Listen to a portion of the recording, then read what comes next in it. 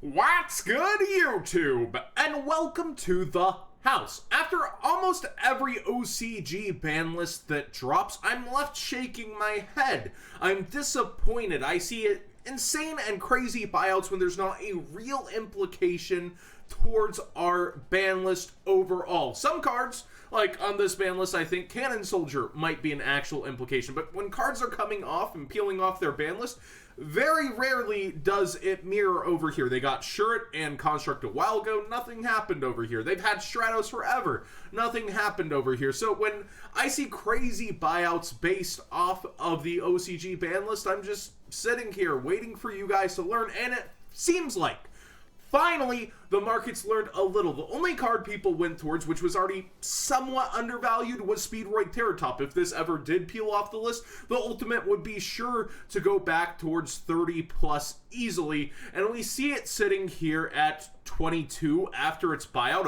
a baby bump, a very little bump. There's actually a $20 one here listed as well, near mint. So, like, one of the smallest bumps I've ever seen, and we look at the rest of the market and things that were peeling off their ban list. Sure, not even flinching, not even looking anywhere. You can still get plenty of copies. 6 at 33 cents. There's plenty to be seen everywhere if you actually wanted them. 60 cents, 12 of them. Just insanely easy to get. And actually, if we type into here, I thought I already had this up, but Necros, people aren't going crazy for Necros either. I saw a ton of goading in Zodiac Duelist where people were like, hey, time to buy out your Necros, time to get your Terratops, time to get this, and not a lot has happened, actually. We go over to Emergency Teleport, the Ultimate Rares, and the first edition lowest is at $27.77 for a near mint, which is actually near what it already was, because if we go to sold listings, first at near mint sold at 25, sold at 25, a played, I believe, even is somewhere in here. Yeah, the played is actually 25 down here, and then we have another one that managed to go for 22. So if we go to not sold items over here and look around, I believe the lowest near mint copy available, first at ultimate near mint fast shipping, 30. Not really the biggest bump. And then again, 27.77 over here on TCG Player. Not really going away so fast. This card has always been highly valued for the most part. We've seen it, after its initial peeling off from 2 to 3. It really hasn't sunk down too low at any point in time, it feels like, for the first editions at least. And we've seen the Ultras go crazy every single time it has peeled off. If you recall, when it went to 2, initially spiked to 30, sunk all the way back down to 5, went to 3, spiked up, and then validated itself, ended up back on the ban list. So if I was going for something and hoping and praying, I'd go for this, but US Konami has already peeled this off to 2 and then 3. So would they really do that again, or would they see it as the same mistake? That's why it's all speculation. That's why it's all crazy. And yes, you can make some good calls sometimes, but still stable value for the highest rarity. And if you're actually looking for unlimited ultimates over here, I believe they begin at a reasonable price, $11.86. Nothing crazy. Adam Korn actually in here, ladies and gentlemen. And then we see Super Special Awesomes. A lot of the same names with the near mint copies here, low and relatively cheap compared to its market price after a ban list. This is the most proud I've been of you, market. This is the happiest I've really been after an OCG ban list has dropped. Nothing, yeah, here's the tab I had up. The Necros, nothing crazy happening with them. They're still, just doing their thing. They're hard to get. Ooh. And Construct. Actually, we recently looked at this and talked about the rumored OCG list. It didn't really budge at all. The first ed's still where they were for the ulties. We still have the first ed at around $6 for Mega Pack, and actually unlimited here from DUEA at 6 as well. So nothing too crazy actually happening. I am so proud. The one suggestion I would actually have is, I feel like if there's any actual implication towards our ban list, it's typically degenerate cards and FTKs, and I feel like they might follow suit with Toon Cannon Soldier and Cannon Soldier. Recently, these were somewhat bought out, so you might want to go ahead and sell your commons for a premium if you can find buyers. But I'm sure the sales rate will end up dropping off just a little from that consideration.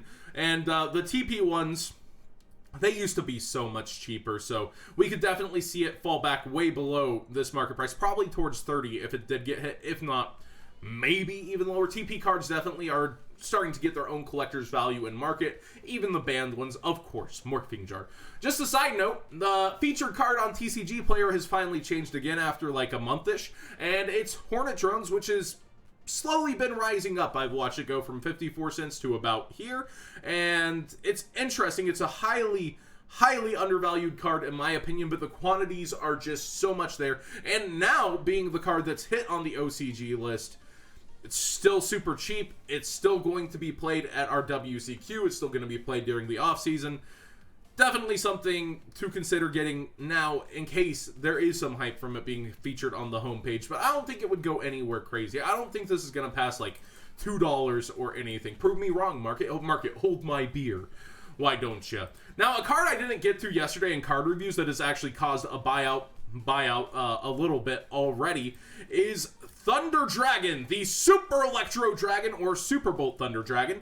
And I actually really think this card is just amazing and great, and I want to read through it before we get to our buyout here. A level 8 Dark Thunder Fusion Effect monster, so Thunder Dragon going dark. Attack 2600, defense 2400. Materials are a Thunder Dragon and any Thunder monster, but must either be fusion summoned, or you can special summon it by attributing one non-fusion Thunder effect monster during a turn that a Thunder monster's effect is activated in the hand, in which case you do not use poly. So if you are discarding our next cards, you might want to consider getting them now.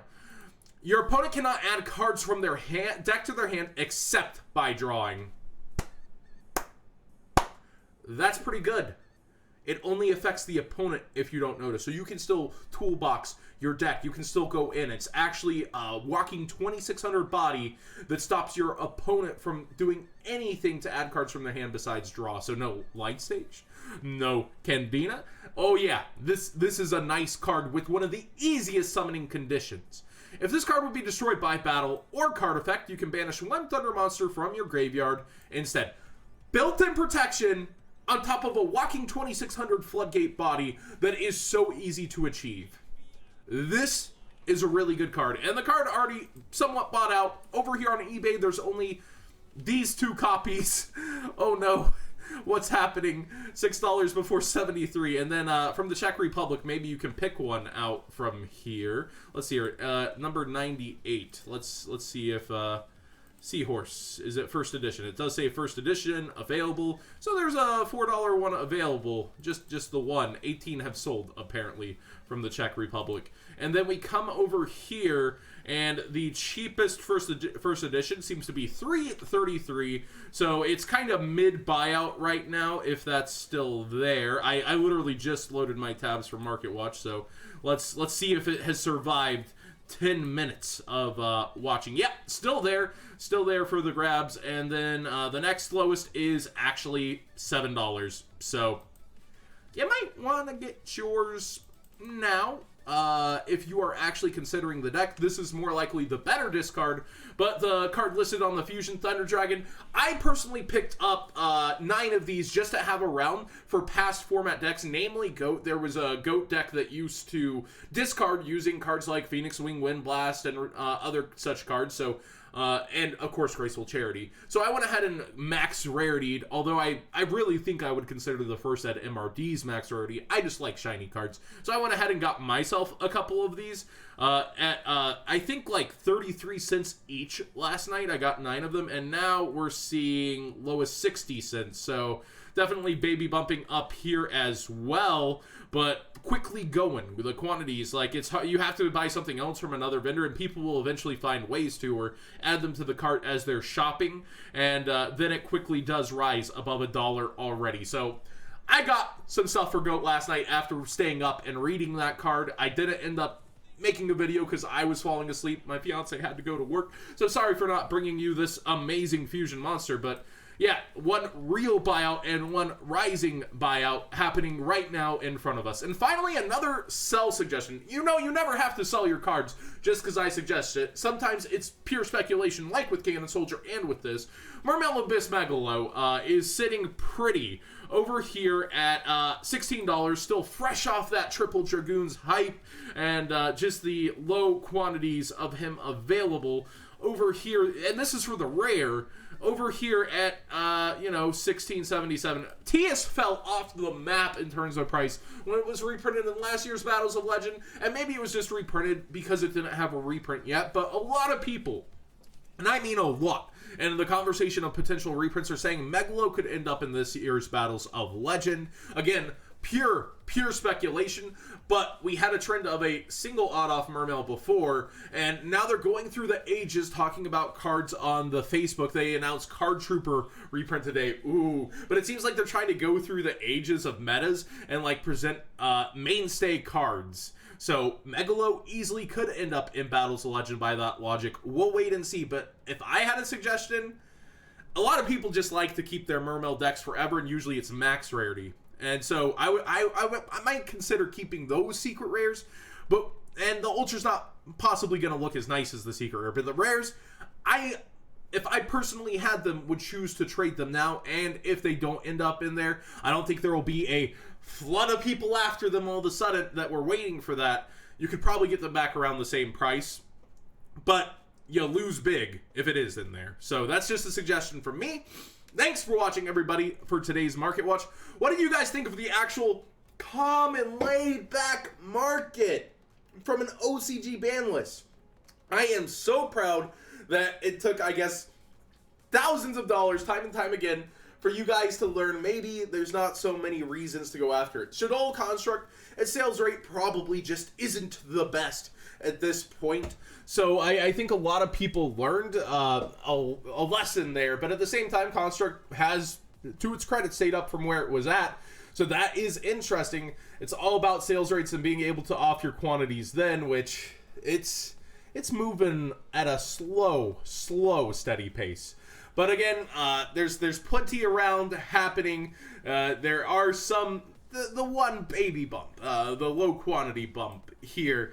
It should fall back shortly, I would think. But do you guys think we'll see some of these changes from their list? I personally just can't see Itelli happening again and again and again like that. But what do you guys think? Do you think they'll really put something back at two? They really seem to be going away from the 2-ofs on the list. But whenever we talk ban list, it is just a guessing game for the most part.